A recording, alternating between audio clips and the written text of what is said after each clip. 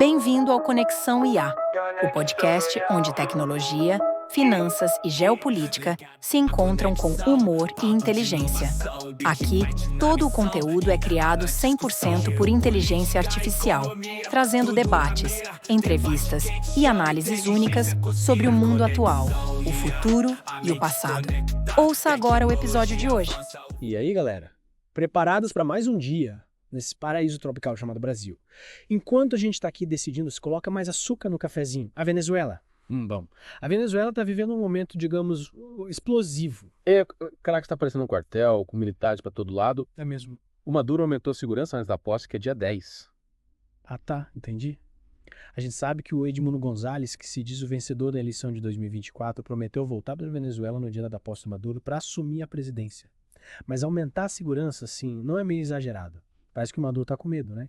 A demonstração de força é inegável. Ele mandou mais de 1.200 militares para Caracas para proteger o Palácio Presidencial e a Assembleia Nacional. Dizem que é para garantir a paz durante a posse, mas a gente sabe que essa presença militar toda também serve para intimidar a oposição. Parece que o clima tá tenso. Teve aquele lance do coronel Alan da Arteaga falando de explosivos e planos de ataque. Isso é sério ou é só para criar um clima de medo? É difícil dizer, né? O governo diz que as ameaças são reais, mas é claro que esse tipo de declaração aumenta a tensão, né? É verdade. E para piorar, o Diosdado Cabello, o braço direito do Maduro, avisou que qualquer ex-presidente que apoiar o González vai ser preso como terrorista. Pois é. Parece que o Maduro não quer saber de oposição. Exatamente. A mensagem é clara. Ninguém pode questionar a autoridade dele. Mas me diz uma coisa, o Maduro não está preocupado com a imagem da Venezuela lá fora. Afinal, o país já está enfrentando um êxodo, com mais de 7 milhões de venezuelanos fora do país desde 2014 por causa da crise econômica e tudo mais. Sem dúvida, essa crise humanitária já é um problemão para a região e mancha a imagem da Venezuela. Mas parece que o Maduro está mais preocupado em se manter no poder do que com a opinião da comunidade internacional. E o González, o que ele está fazendo? Ficou só esperando ou está se mexendo para conseguir apoio? Ele está buscando apoio internacional e parece que está conseguindo. Ah, Ele se reuniu com Luiz Almagro, do IA, e está tentando marcar reuniões com o governo Biden nos Estados Unidos. E qual que é a estratégia dele? O que ele quer com essas reuniões? Ele quer apoio internacional para pressionar o Maduro e conseguir uma transição democrática na Venezuela. Faz sentido. E parece que os Estados Unidos já estão dispostos a aumentar a pressão sobre o Maduro, né? Afinal, eles já impuseram várias sanções à Venezuela. É verdade. E se o González conseguir o apoio que ele quer, essas sanções podem aumentar ainda mais. Os EUI podem liderar um movimento para isolar o Maduro e forçar uma negociação. E o Brasil, como se posiciona nisso tudo? A gente sabe que o Lula tem uma postura mais, digamos, pragmática em relação à Venezuela. O Brasil está numa posição delicada. O Lula reconheceu a vitória do Maduro, mas sem apoiar ele de verdade. Ele quer manter uma relação diplomática com a Venezuela, mas essa postura moderada tem sido criticada por organizações de direitos humanos. Parece que a gente vai ter que esperar para ver como essa história se desenrola. Mas e o González, ele não está com medo de voltar para a Venezuela e acabar preso? O Maduro já deixou claro que não vai facilitar para ninguém. Ele está correndo um risco, com certeza. Mas antes de anunciar a volta, ele fez uma visita estratégica à República Dominicana, provavelmente para buscar apoio na região e articular os próximos passos. Entendi.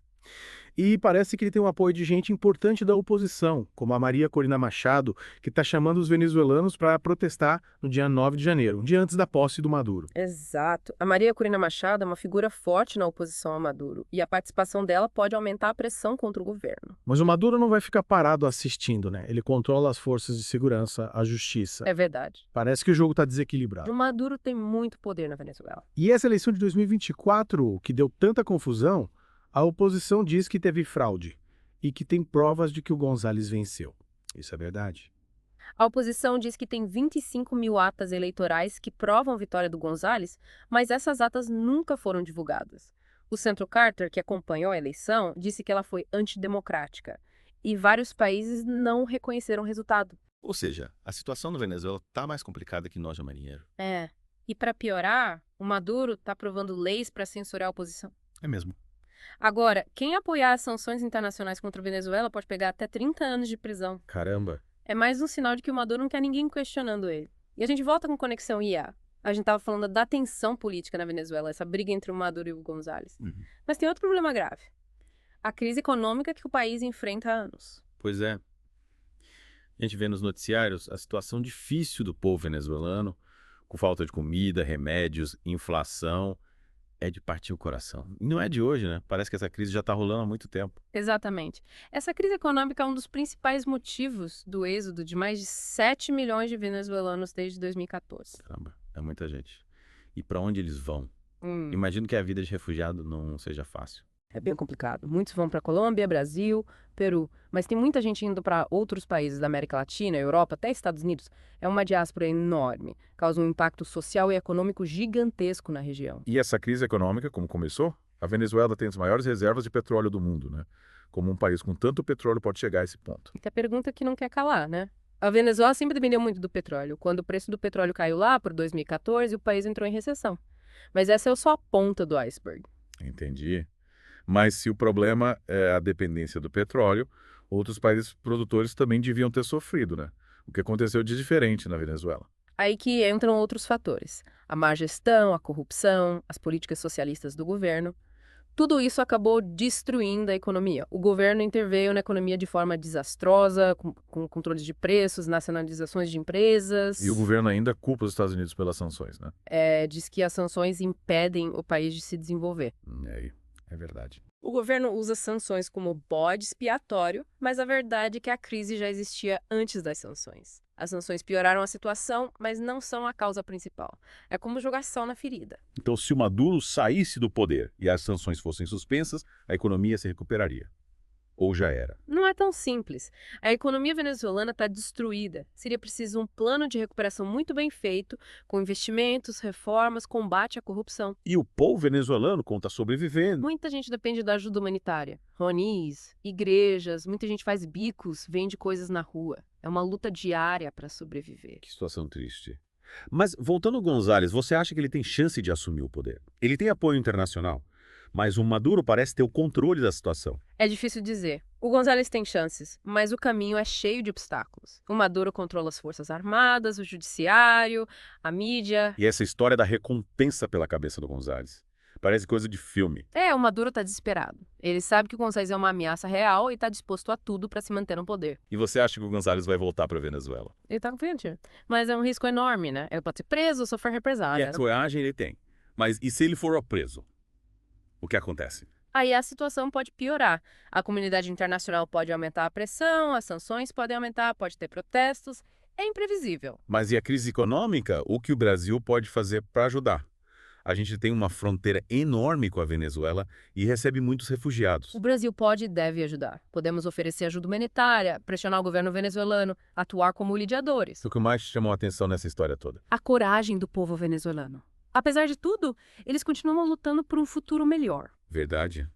E a gente aqui, às vezes, reclamando de coisas pequenas. Pois é, às vezes a gente precisa agradecer pelo que temos. Falou e disse. Mas, voltando ao González, você acha que ele tem chances? Ele tem, mas é complicado. O Maduro controla tudo lá. Parece que o jogo tá marcado. De certa forma, sim. Mas na política, tudo pode acontecer. É verdade. Mas, voltando à recompensa pela cabeça do González, que coisa absurda. O Maduro tá desesperado, ele sabe que o González é uma ameaça real. E você acha que ele vai voltar mesmo para Venezuela? Eu acho que sim. Ele parece confiante. Mas, e se ele for preso? É um risco, mas acho que ele já colocou tudo na balança e decidiu arriscar. Coragem ele tem. Com certeza. E a gente vai acompanhar essa história de perto, né? Com certeza. Essa novela venezuelana ainda vai render muito. E a gente vai estar aqui para contar tudo para vocês. E por falar em contar, a gente já está no fim da segunda parte do programa. Na próxima parte, a gente vai falar do papel da comunidade internacional na crise da Venezuela. É isso aí. Não percam a terceira parte, que a coisa vai ficar ainda mais interessante. E a gente volta com a última parte do Conexão IA de hoje. Depois de a gente desvendar os mistérios da crise na Venezuela, a gente chega no capítulo final, o papel da comunidade internacional nesse drama todo. Afinal, a Venezuela não é uma ilha isolada no Caribe, né? O que o resto do mundo está fazendo para tentar resolver essa crise. João, a Venezuela está no centro de um jogo geopolítico, com grandes potências buscando seus interesses. A gente pode dizer que a comunidade internacional se divide em 3 grupos: os que apoiam Maduro, os que apoiam González e os que tentam se manter neutros. Entendi. Começando pelos maduristas, então, quem são esses países que ainda apoiam Maduro? Basicamente, são países com laços ideológicos e econômicos com a Venezuela, tipo Cuba, Nicarágua, Bolívia, além de Rússia, China e Irã. Eles reconhecem Maduro como presidente e condenam as sanções dos Estados Unidos, dizendo que é interferência na Venezuela. Entendi. Então, de um lado, a gente tem a turma que apoia o Maduro e, do outro lado, quem está com González. Do lado do González, a gente tem os Estados Unidos, a maioria dos países da América Latina e da Europa. Eles consideram o Maduro um ditador, denunciam as violações de direitos humanos e apoiam o González como presidente interino, torcendo por uma transição democrática. E o Brasil? A gente viu que o Lula tem uma postura mais, digamos, cautelosa. O Brasil está tentando se equilibrar, buscando uma posição neutra e defendendo o diálogo. Mas, como a gente já falou, essa postura não agrada a todo mundo e o Brasil acaba sendo criticado por todos os lados. Você falou que a comunidade internacional tem ferramentas para tentar resolver a crise. Quais são elas? A diplomacia e o diálogo são essenciais, mas exigem boa vontade de todo mundo. É preciso conversar, encontrar pontos em comum e buscar soluções. A mediação de outros países ou organizações internacionais também pode ajudar. E qual seria a solução ideal para essa crise? O que precisa acontecer para a Venezuela voltar a ter paz? A solução ideal seria uma transição pacífica e democrática, com novas eleições livres e transparentes, com a participação de todos e reconhecidas pela comunidade internacional. Mas com Maduro no poder, essa solução parece difícil.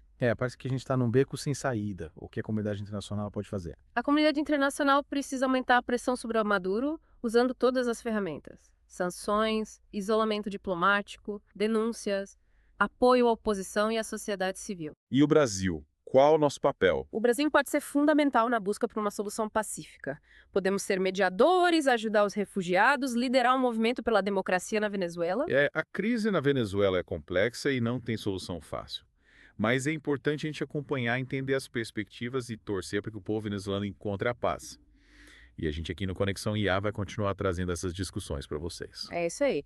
A gente precisa se manter informado para poder contribuir para um mundo melhor. E quem sabe no futuro a gente possa falar da Venezuela com notícias mais positivas de um país democrático e desenvolvido.